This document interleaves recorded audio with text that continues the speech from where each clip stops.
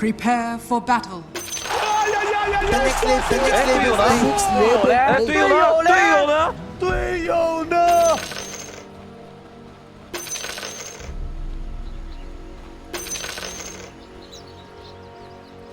Thank you, Shiver. Thank you very much, Cinder. And how are you doing? It's been such a long time since we've talked. Tell me everything that's happened in the last 10 minutes. Well, we had a little bit of a break for the players. Apparently one PC crashed as well, which was not on the players' side, I do believe. So that might have delayed the game a little bit. So that happened, but you already know that. And thank you, Cinder. Then you're welcome. Just answering your question like a good boy. Thank you. Then we had this draft, and 30 seconds to battle. I feel like Viking, again, I like this more than game 1. I don't know if I like it more than game 2. The Undying did not do them any favors in game 1, but I think this time his matchups will be better in lane, so that's good. I really, really hope the Invoker will play Quaswex though, which it looks like with he has Quas skilled first off. Usually Exhort Invokers will start with Exhort. Because you need to match OG's tempo. This game around, they're playing a little bit slower in their strategy. They've picked Enigma and an Omni Knight 5, so a bit less hyper aggression. But their late game is fierce in this as well. So start Quaswex Invoker, transition into Exhort later, and then you have that Cataclysm the panel talked about. But I really just want to see Viking really bring it to OG and not just let them farm with these heroes they have. Yeah, for sure. And the Tornado is going to be really good this game. Great against Omni. Great against Omni. It's good in lane in theory against the Resonant Pulse. I haven't personally seen that, but basically the two Ember brothers, kind of the same counter. Good against Enigma Black Hole. To not mitigate physical DPS. Indeed, a lot of good uses for that Tornado this game. I think it's an awesome last pick, to be honest. I don't know if there was a better pick for them in this pool. I really like that they identified this as an Invoker game. And again, it's back to what I want to see out of Boom with more active. If you're playing Shad and Toby the way you are in this team right now against this matchup, I'm not saying this is how they need to play every game, but I think with what we've seen against OG and what we've seen against VP, they just haven't been able to match the tempo. So I think the obvious choice is to bring it out of mid. And this time around, Quaswex Invoker, it doesn't get much faster than that. And we're going to see an early TP from Soxa to the top lane, so that might be changing things up here. Perhaps we'll get a kill to start things out, though. Stormhammer onto 2, into the Shackle from Soxa. So Axe taking the brunt of his damage. Question is, can they actually finish him off? The right click from Soxa should be enough. I mean, he has one of the highest base damage of any of these, like, support, maybe the highest, actually, of any support type range here in the game. Very, very high indeed. So first blood goes the way of OG. And what OG are running here is something that Team Liquid used a lot at ESL 1 Germany. Ended up winning that tournament, of course. They would run an offlane Enigma, and they would help it a tiny little bit in the start, and then they would just leave. Similar to, again, the logic we've talked to death now with Earth Spirit wanting to rotate. This time around, Enigma can always get something out of the lane by just denying creeps with them on a conversion and finding experience, and then you can tri-lane your own safe lane. And by doing this, they kind of deny Undying what he wants to do here, playing against double strength, because he can get overwhelmed. Undying is not good at being outnumbered in lane. He's really good at even numbers or outnumbering. But 3v2, the hero often falls flat because he just gets, you know, it's a hero that plays on hyper aggression and can get overwhelmed. Already here, Celery is actually in an awkward spot. I think he's gonna die. Yep, Shackle into the Stormhammer again. Purification to follow. And Soxa expends the Ether Shock, whatever the hell you want to call it, to finish him off. So 2-0 start from OG. We'll see how Viking want to respond to this this setup so far. Do you think that Armis will change lanes, or like does Void even want to solo against Enigma? Like how do they change the lanes right now? He really doesn't. Void is going to lose that lane for sure if he's alone. So you're forced to dual lane this, which means Seb gets all the solo XP he wants. I mean, you have one option of putting the X, just kind of trying to fend for himself, pulling and farming jungle, and then tri-laning bot to destroy Enigma, or you do this. I think those are the two good options. Going 3 top, I wouldn't recommend it. I don't think it's going to pay off enough with OG already having that early laning advantage.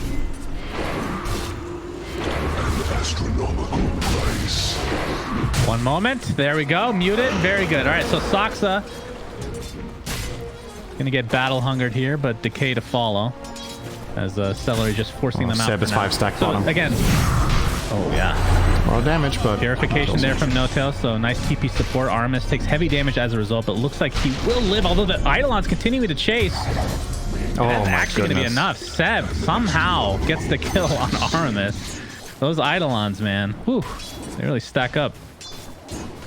So we see this counterplay from OG now where they have established a foothold in the top lane, so now they feel like they have the ability to rotate away with one hero against this dual lane. And bringing Omni bottom to save Enigma there and get a counter kill, well worth it. It also completely removes Shadow Demon's play in this lane having Omni there. You can always just Heavenly Grace against Shadow Poison, and there's just no aggression coming out of this lane right now from Viking. It's not possible. So Seb will be ensured his farm. They have enabled Midone already. So things are going very, very well for OG in this early portion of the game. I feel like they've enabled all three cores. Look at the mid lane discrepancy in terms of CS. Thompson obviously in the jungle a bit here, but 30-7 versus 20-1. That is not even remotely close at this stage of the game. Yeah, Crosswax Invoker has a tendency to lose to most heroes in the immediate beginning. If that's something you can say. The first 3 or 4 minutes, it's usually your damage isn't that your damage isn't that great. Void Spirit has a spell to ensure rank creeps in the Resonant Pulse. Just gonna skill this now as well. Getting the Dissimulate out to avoid EMP. So I feel like this is a Void Spirit favored lane in the first few minutes. That's just how it's gonna go most of the time. So I don't think Boom has like really underperformed here. What matters now is what happens on level 6. So Thompson has the 6 first. He's going to walk all the way back to base to refill his bottle. No boots yet. He's going triple null before boots on Void Spirit. So he's probably just coming back to mid to push and farm some more. Yeah, most likely. I mean, Viking, I reckon they're happy with the side lanes anyway, so he doesn't need to do anything right now. They do get 3 bounty. I feel like most games we catch them, they get the 3 out of 4 at least at the 5-minute mark pretty consistently. They've been pretty good at that overall. They definitely value that highly. But one thing we should mention is we see some Shadow Poison stack up here against No-Tail, who Heavenly Grace is a little too late there. A little late, yeah. But Axe Toby last game got off to an ungodly start. Now I'm not saying he's doing poorly, but it's just not quite the same as last time around. And we saw what happened last time. He ended up getting an early Vanguard and then into the Blink, and then that's when they actually started to lose ground in the game. Because remember him being stuck on trying to build a Blade Mill for like 6-7 minutes or something like that. So I think they can get off to a better like snowball potential for an Axe. Soxa looking for a little setup here. The Ultis pop from mid 1. TP support is on the way, so Soxa and company are going to have to back out of here. Although Thompson has come for support as well. Aether Remnant will connect, but Toby gets off the nice call. Thompson in a bit of trouble. Has another Astro Step to use though. Looks like he will finally get the kill. That might cost him his own life, and indeed it will. So it's a 1 for 2 as Soxa fell as well. So mid 1 forced to back up. So nice TP support there from Viking. Yeah, really good reaction from Boom. He was there instantly, and they get a good high ground tombstone, and that fight just turns sour really quickly for OG.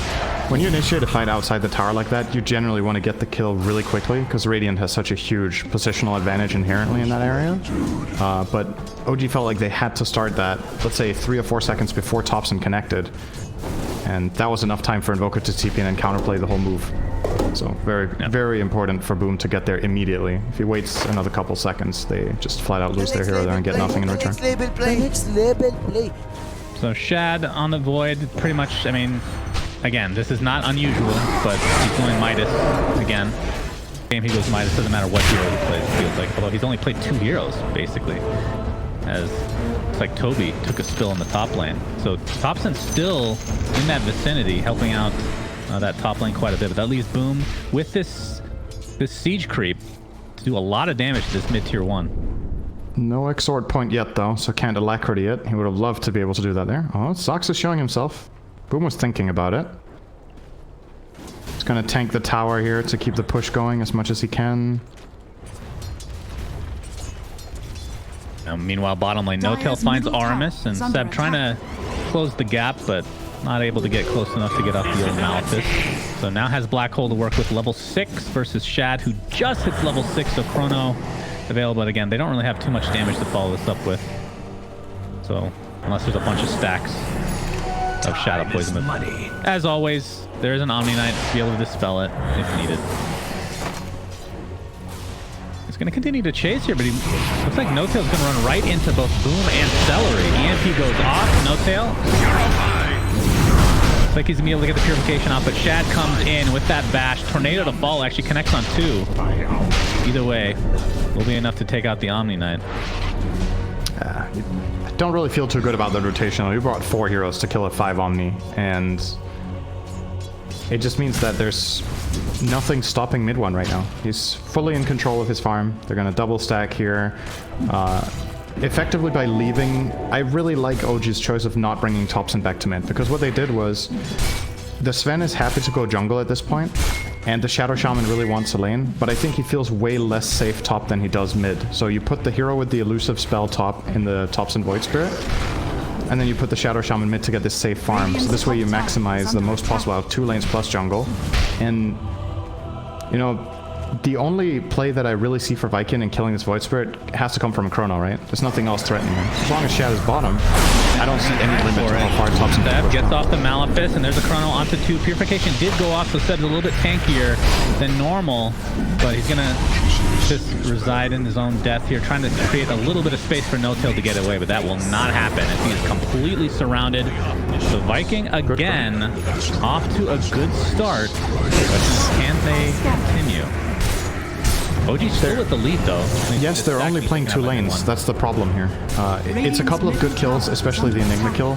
You're killing the Omni again. I don't think he really cares that much. But it's the fact that you're playing 2 lanes and the other team's playing 3 lanes plus jungle and Sven. So economically, you're not really winning here unless you're finding big kills. Now this one could be huge.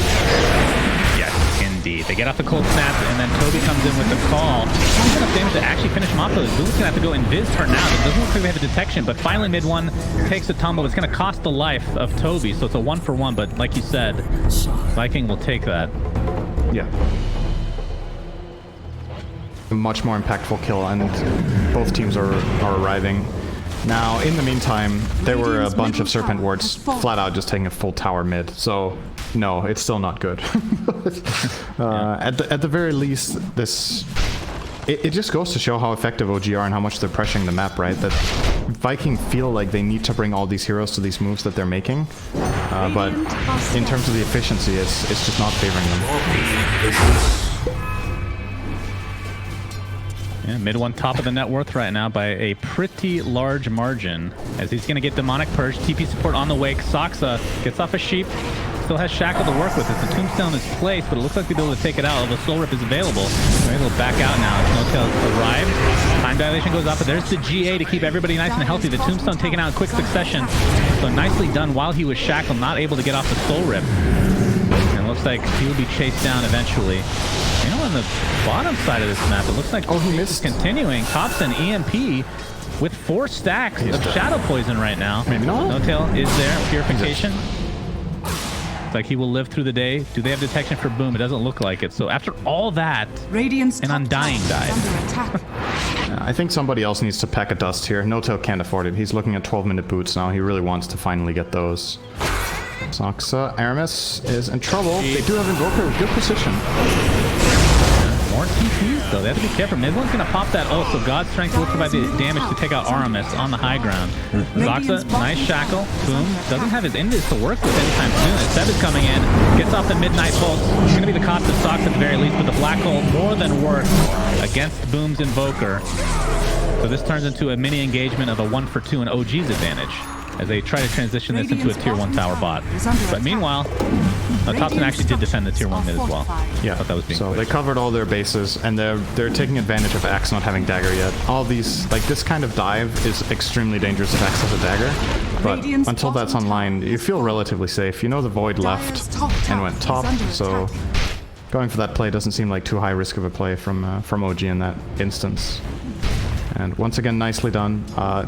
Thompson was extremely close to death, but Dissimulate came up again. He was able to get out of there. He was 4 stacked from Shadow Poison. 1 more would have done the trick, but Aramis wasn't able to connect it.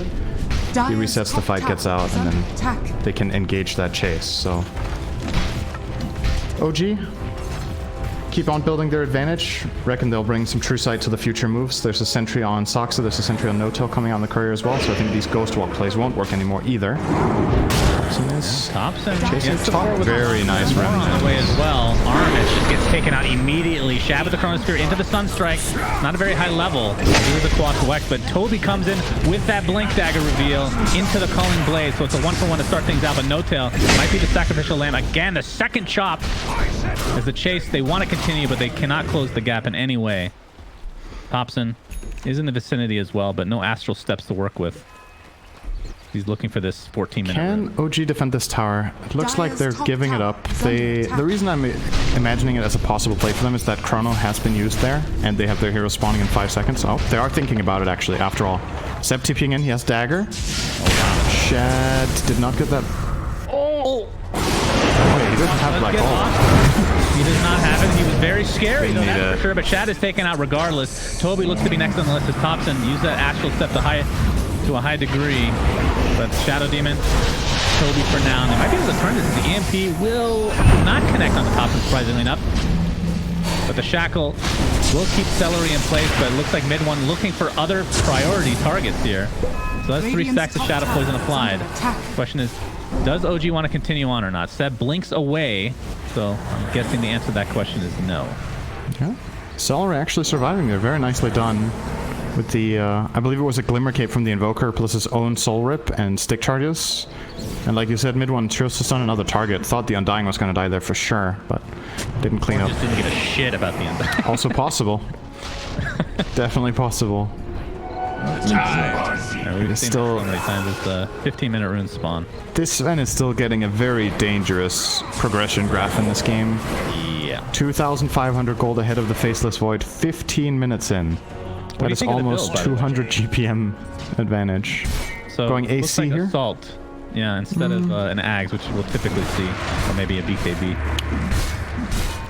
Might be a timing thing where they want to get Roche plus tier 2 and tier 3 towers with the minus armor. It's really good for the Shadow Shaman as well as the Enigma Eidolons, possibly.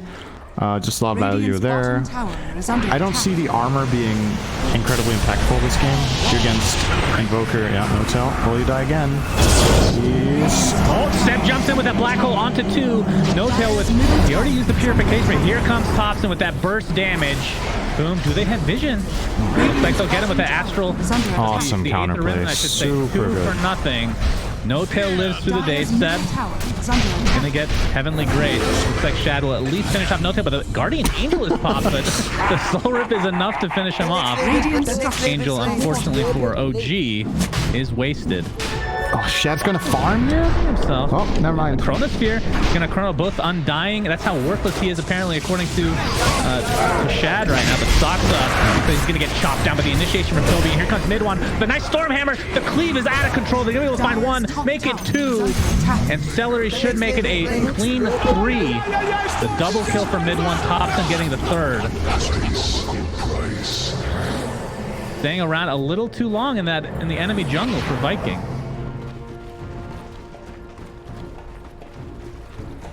OG are slamming them, man. There's not... Yeah.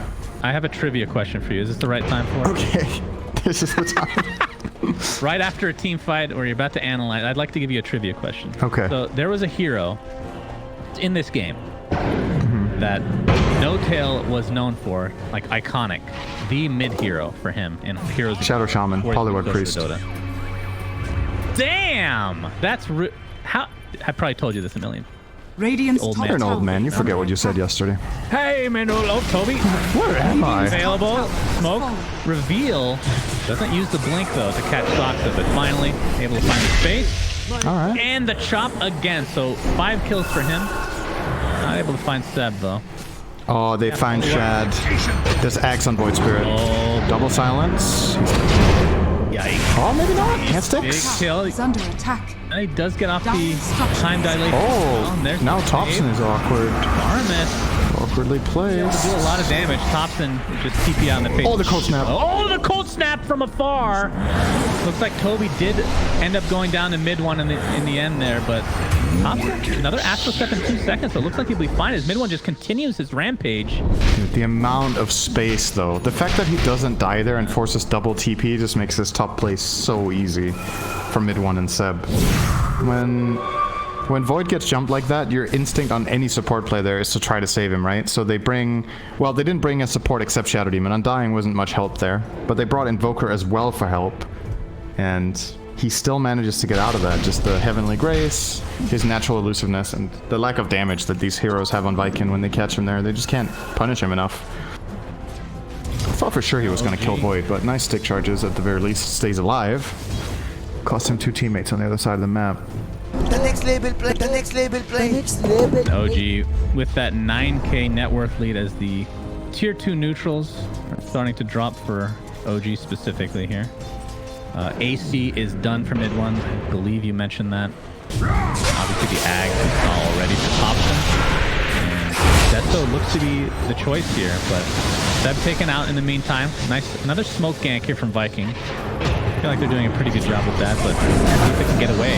As Thompson jumps in, the silence continues onto Armin. So it looks like he's going to live through the day. Gets up the Demonic Virgin in tow as well as Soxa gets the shackle onto Toby, but he's going to live for now. As Thompson stuck inside the brunt of the damage, but the GA is going to save him. It does for now, and he just gets away with a sliver of HP going down this Battle Hunger, but it's a relatively low level right now. So it looks like he will bottle through that.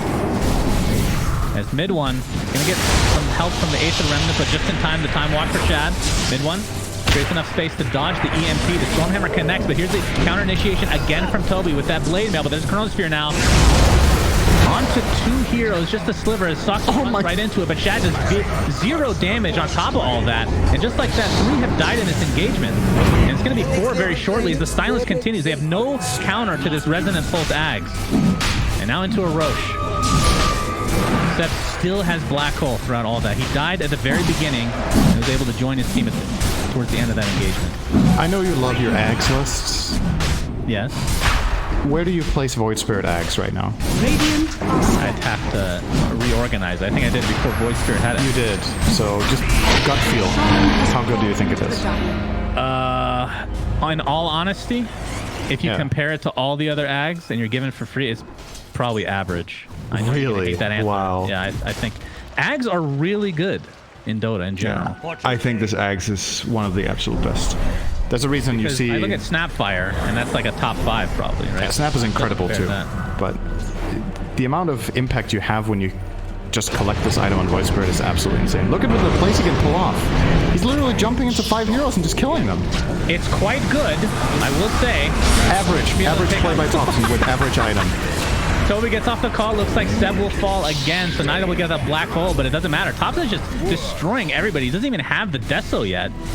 So finds both the Invoker and the Undying. Another Astral Step. I mean, he just continues his rampage. A triple kill for Thompson. They can be able to turn this into a potential tier 2, or at least some damage applied to it. Still the Aegis intact for mid one.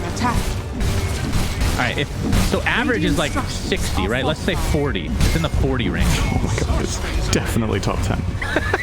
Top 5? Did you say top 5? I said definitely top 10. I would probably put top 5 too. Top 10? I don't know I'd probably do that too, honestly.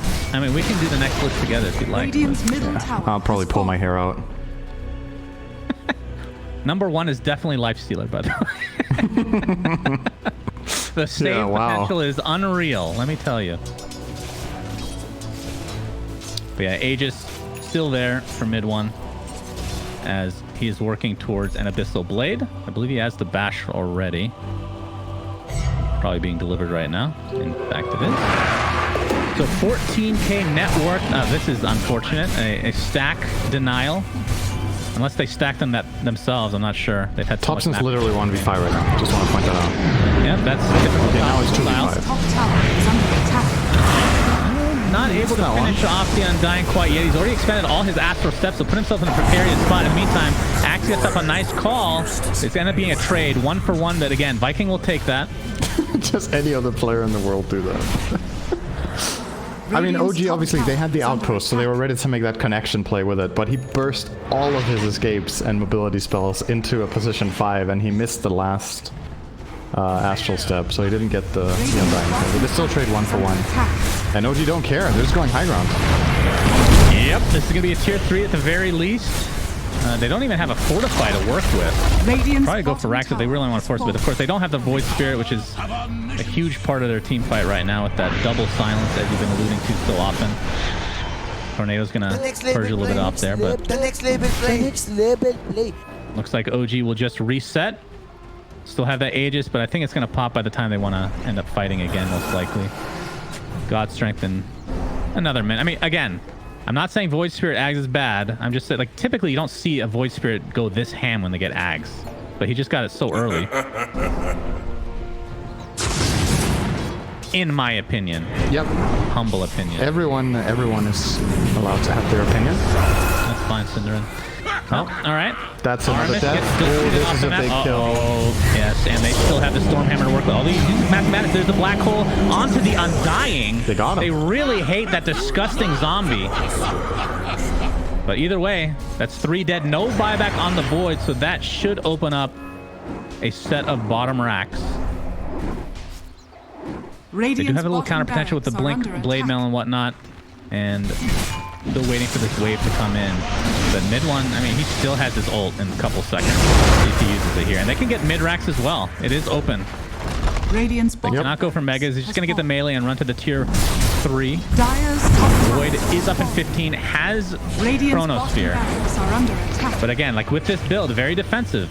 Blade Mail, or sorry, Hand of Midas, Black King Bar, and 0 damage to work with. So this is going to be 2 racks as Celery gets destroyed. That is the Desolator Thompson now. Oh, the silence prevents Kobe's Berserker's call. That is truly unfortunate. Oh my Let me die, but Jesus. God. Boy, dead again. He just revived, young man. Jesus. Get out of here. OG looking primed to take this series 3-0. Mid one still has the Aegis. Radiant's Looks like he might consume it here. It's going to be close in terms of the timing. Kobe gets a nice call onto 2, but only 2 remaining members of Viking are standing. And not for long, it looks like. Thompson Oh, he missed. goes into the fountain as per usual. GA a little bit late. Might have been out of range as well, but it doesn't matter. It doesn't. GG called, and wow. Viking lose 5 games in a row, Cinder. I don't... Kind of insane. I was not expecting this. They didn't really stand a chance today. That's what it looked like. They actually just got flat out outclassed in every game. I love OG's approach to the first 2 games. I really love what they brought to the table with this aggression. It's like they've done their studying on their opponent and how they lost to VP, and then they're like, how can we abuse the same weakness? And